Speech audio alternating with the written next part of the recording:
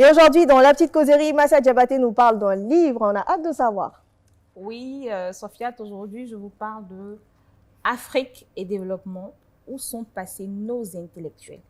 On parle de développement aussi. Oui, hein, on parle de aujourd'hui. développement, Ouais. on parle d'industrialisation. On le sait, hein, l'Afrique est un continent qui est riche en termes de ressources naturelles, mais malheureusement, on est le continent le plus pauvre également. Donc, ce livre-là essaie plus ou moins, dans un français très franc-parler, voilà, de Djibril Diabaté, Gabriel, voilà, qui parle d'industrialisation pour un meilleur développement de l'Afrique. Donc, la question ici c'est un livre plus qui traite, qui donne des solutions de comment l'Afrique va se développer en industrialisant. Donc, il est disponible sur Amazon. Je ne sais pas à combien, mais allez-y chercher le prix.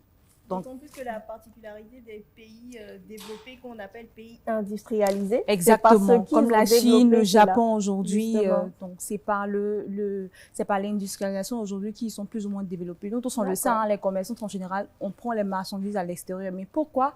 Parce qu'on n'a pas forcément les machines nécessaires ici à la production de nos produits en grande quantité, en grande production. Donc, malheureusement, tout le monde se retourne vers la Chine. Mais pour eux, ça les arrange en termes d'économie, en termes de tourisme, en termes de plusieurs, en fait, d'autres facteurs.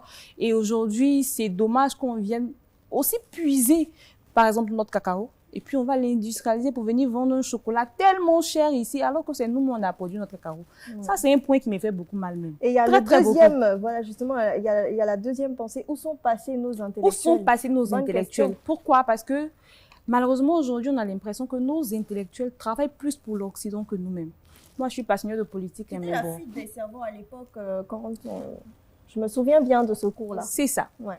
Donc, aujourd'hui, on a l'impression que nos intellectuels ils travaillent plus pour l'Occident que nous-mêmes. On n'a pas, en fait, d'intellectuels qui osent, malheureusement. Et aujourd'hui, on est en train de se retrouver avec une Afrique qui s'enfonce au lieu de sortir du gouffre, malheureusement.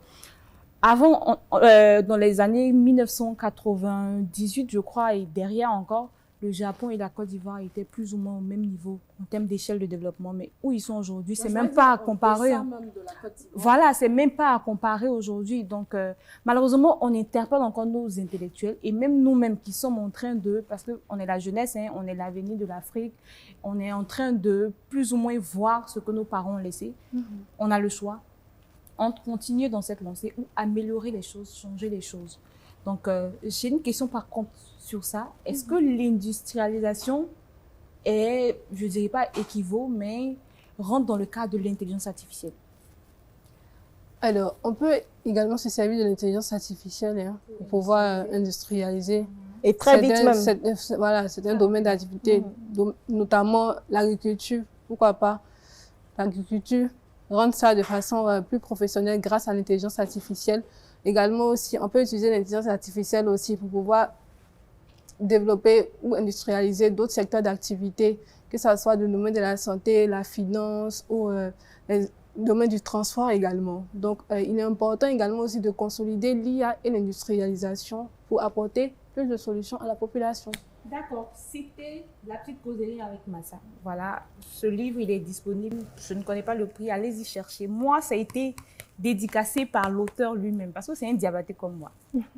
On peut voir la quatrième de couverture. Hein. Ah oui. Tout juste derrière.